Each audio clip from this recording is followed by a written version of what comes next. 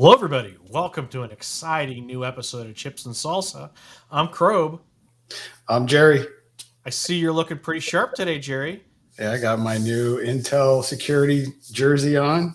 I It's see you have pretty yours. awesome. Yeah, I think it's a great occasion because I think we have a really awesome Intel security person we're going to talk to today, right? that's right. Today we are talking to Dr. Matthew Areno, who is a senior principal engineer here at Intel, about an article he recently published entitled Why Assessing Security Risk in Compute Lifecycle Development Should Be a Community Effort. So we're going to bring Matt in to give us some insights into this article. Awesome. Well, hey, Matt, thanks for joining us today for this episode of Chips and Salsa. How are you doing? Good. Thank you for having me. Now, did we pronounce your last name right? Yep. Areno, just like Areno. Reno, Nevada with an A. Yeah, right on. Nailed it. Well, hey, give us a little bit of background about yourself. Sure.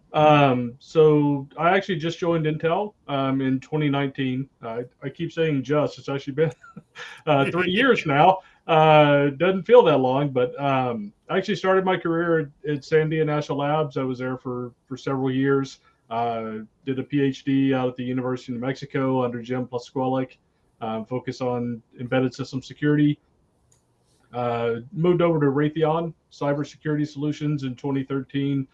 Most of my experience with Sandia and with Raytheon was in offensive security, so vulnerability research, reverse engineering, ripping things apart, and figuring out, how a nation state level adversary might try to break some of our solutions.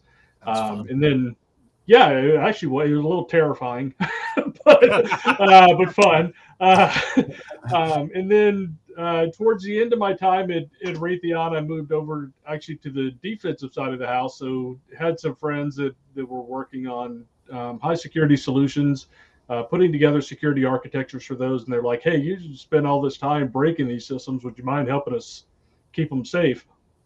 And so I actually kind of switched over to the defensive side of the house and started architecting solutions for building things up and keeping them secure. Was a friend of Claire Visick from the Trusted Computing Group. She's an Intel fellow here. Asked her, hey, you know any good positions at Intel back in 2018? And here I am. Hey, well, 2019 was a good year for Intel. That's the year I joined also. Oh, there you go. We're the only two people that got hired in 2019. 19. It was a good year. I liked it, and I'm really grateful to be here and be a part of the team. I'm excited. Cool. Well, we're here today to talk about your paper, and to kind of get us set up. Most of our viewers should be familiar with an SDLC, Secure Development Lifecycle. Mm-hmm. And how does this compute lifecycle development kind of relate to, or how does it contrast? So yeah, it's obviously it's fairly similar. What I presented in my paper and in presentation that I gave at MEPTech on this, this was kind of geared a lot towards my background, which was in U.S. government and how we did things there. Obviously, they had their own processes, their own versions of these type of things, but really, this is meant to help people understand the threats and the issues against their current environments and things like that. So even this is more about how do I trust my actual development environment itself. So looking at your overall supply chain and looking at the tools and everything else, what are the attacks against your supply chain? So most of what we're doing with SDL and things like that are trying to protect our products that we're creating as part of the supply chain. Whereas what I was talking about in this talk is how do we actually keep that supply chain safe so that we can implement those processes and get out some safe products. Super timely. Yeah. Yeah. There's just a little bit of news about this stuff these days. Yes. So the title of the article includes why this should be a community effort. How do you see the community coming together on this effort? Yeah, for things like this, I mean, what we do in our development life cycle and our manufacturing and stuff like that, it's common. let's face it, people do this. This is how you create ICs. This is how you create products. Those type of things really should be um, looked at a community level. So when you're looking at the threats, when you're looking at the information and the mitigations and stuff, the more we share with the community, the stronger we get. This isn't one of those areas where we're trying to protect our IP around how we create our products. It's not that aspect of it. It's protecting the environment. And so, if any of us come up with good ways and good approaches for that, that should definitely be a community effort. And going along with that, identifying the threats, understanding the threats. We want folks to be open about this. When you come under attack, we want you to feel at liberty to share that information. Well, the only way you do that is by building up these relationships, working together, and acknowledging one another on these fronts. So, I really do feel strongly that it needs to be a community effort. There needs to be openness and willingness to engage there and to support one another.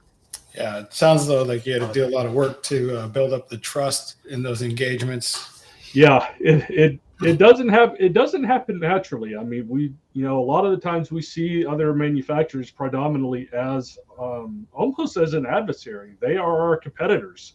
We're trying to be better than them in the products that we deliver, so that we sell more of the products, so that we get it out there, because we're proud of it. We take pride in our product, and so sometimes it kind of goes against your nature to open up and share and collaborate on things like that.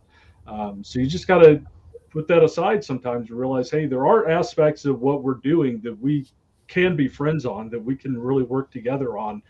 And yeah, I think that's an important aspect of this. Love it.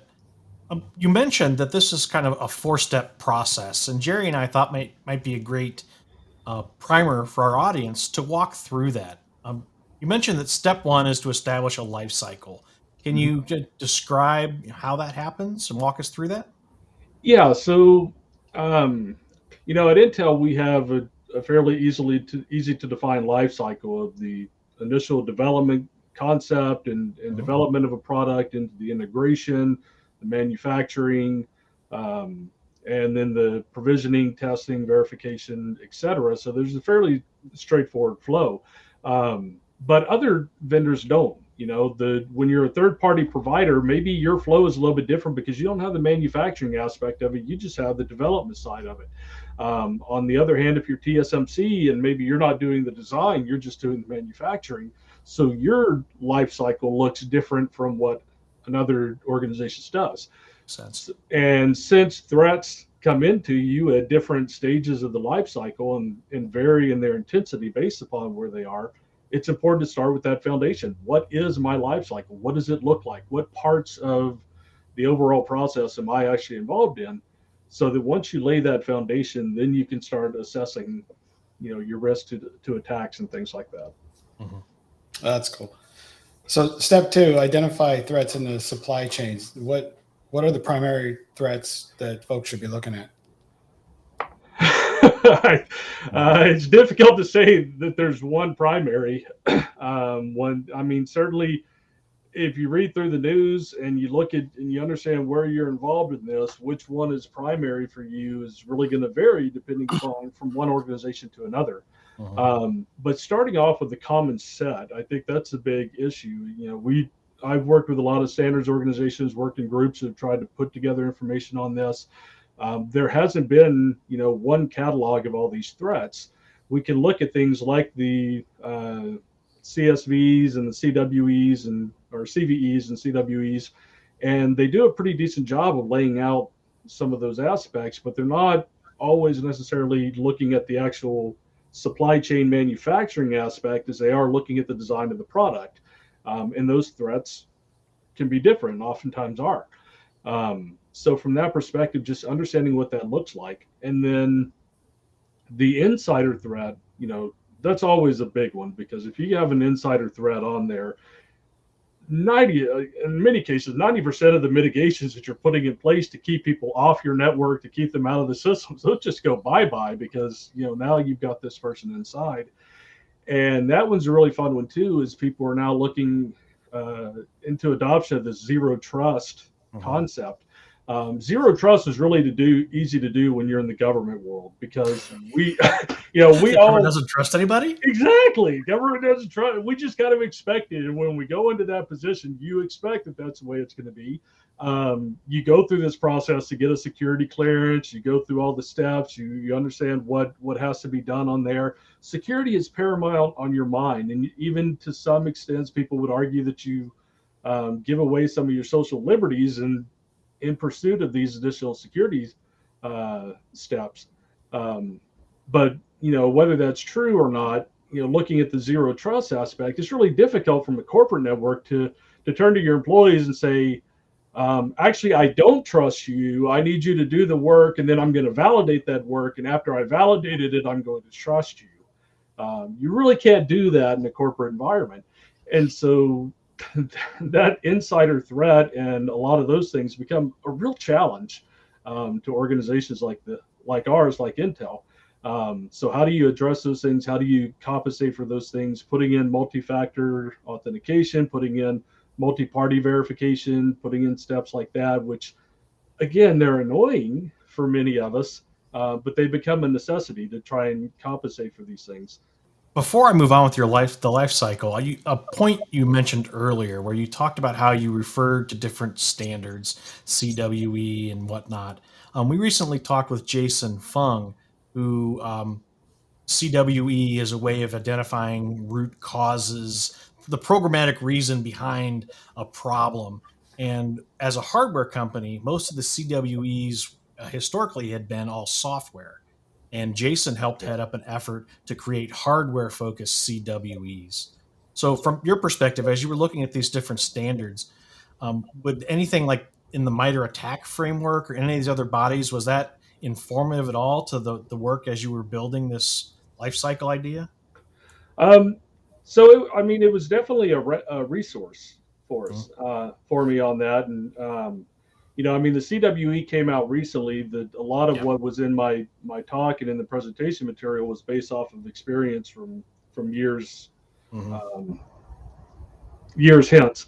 Um, so it didn't directly impact obviously those experiences. But that said, I think that the work that's being done on CWE is incredibly important. I Hmm. think it's wonderful work that they're doing on that.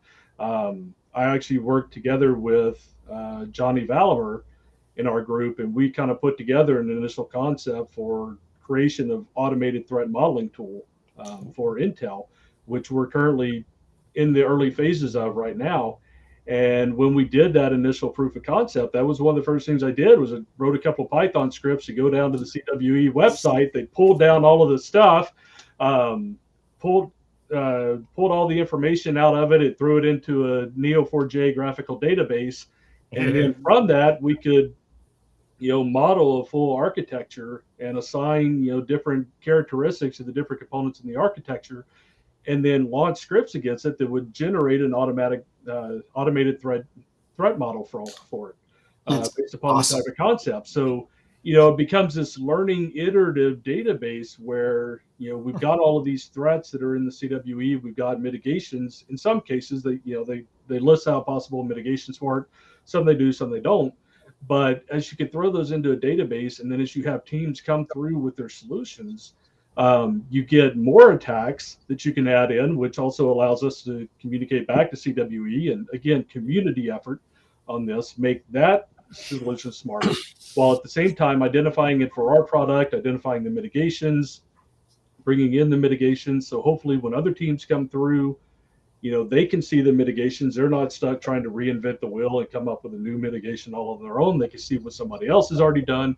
And so this becomes a learning and a smarter solution for teams and Mhm. better and better. And it all really got its foundational work off of some of what Jason Fung was doing with CWE. That's awesome. Man, And then I'm glad you mentioned mitigations because that's actually the next step of your methodology. You want to determine the mitigations, you create a list of that, and you kind of you line it up with the potential attacks. So, from your perspective, you talked about this pretty cool threat tool, but what do you think is a good way to get that list of mitigations and that list of attacks? Well, I mean, the CWE database is a great place to start if you have nothing else.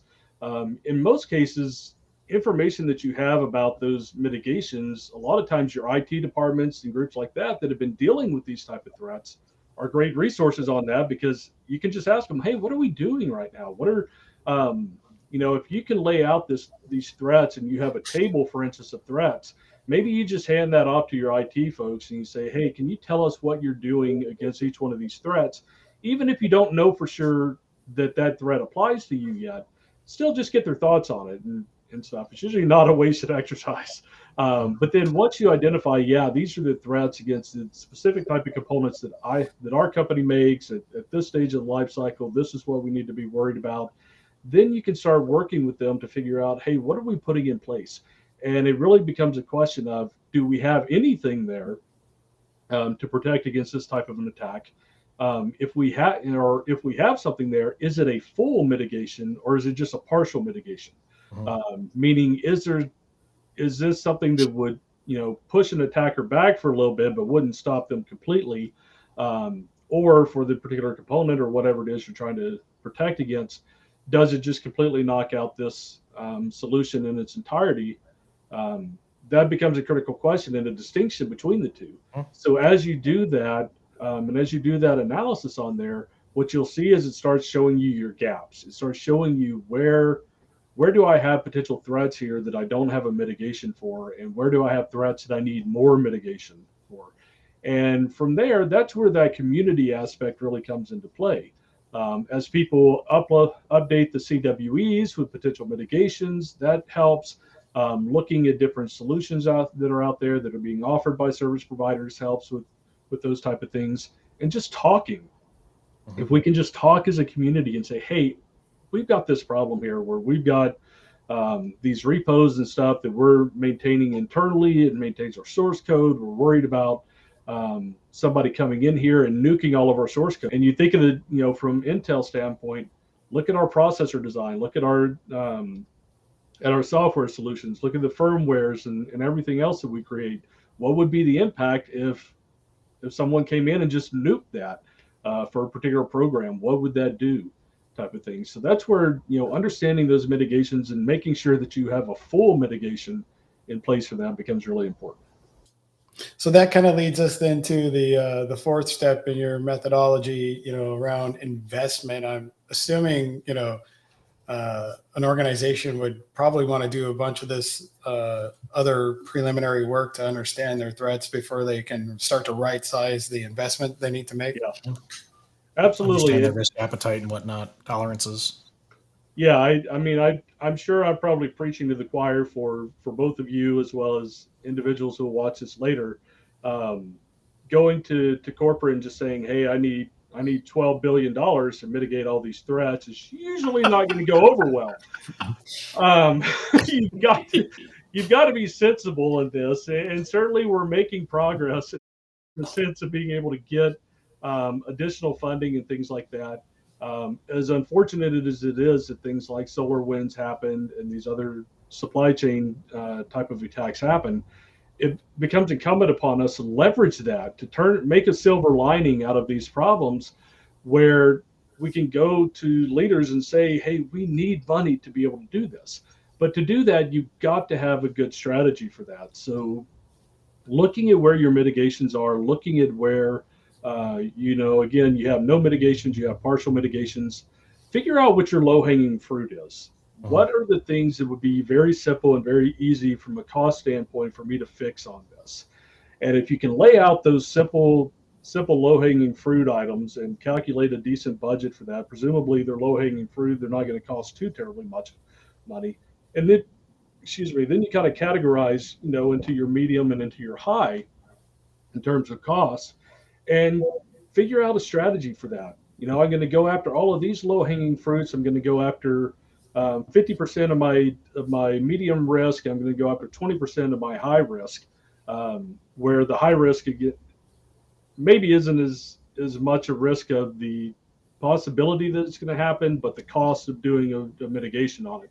That's really kind of what goes into that. How likely is it to happen, and then what is it going to cost me to fix it? So assuming that those are very high value things, you're not going to be able to go after a lot of them. But if you can at least make a 5-year plan where I'm going to do 20% each year on that.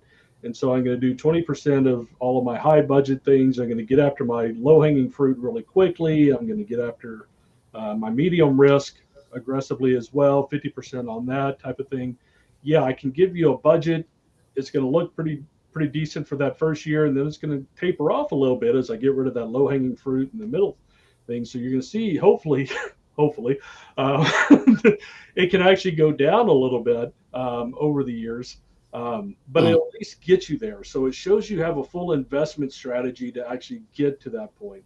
Well, Matt, I think that this was awesome. Thank you for joining us today. Thank you very much. Thank you for having me. Look forward to future articles and conference talks. Sounds great. Happy to come back anytime. Thanks. So, thank you. Wow. That was a really interesting conversation, Jerry. Matt, it really knows his stuff, right? Yeah, I've always liked, the industry engagement part of things, For sure. Working with others, bringing people, a community of defenders, working together. It's the only way we're going to make a dent. Yeah. That's how the biggest problems get solved, by different perspectives. Not how one person or group's going to have all the right answers. Right. Yeah, no, it's great. Yeah. And I want to thank Matt for coming and talking to us about the compute development lifecycle. It was really exciting. And I want to thank all the viewers. Hopefully you learned a little something. And Jerry and I will talk to you next time in Chips and Salsa. See you next time.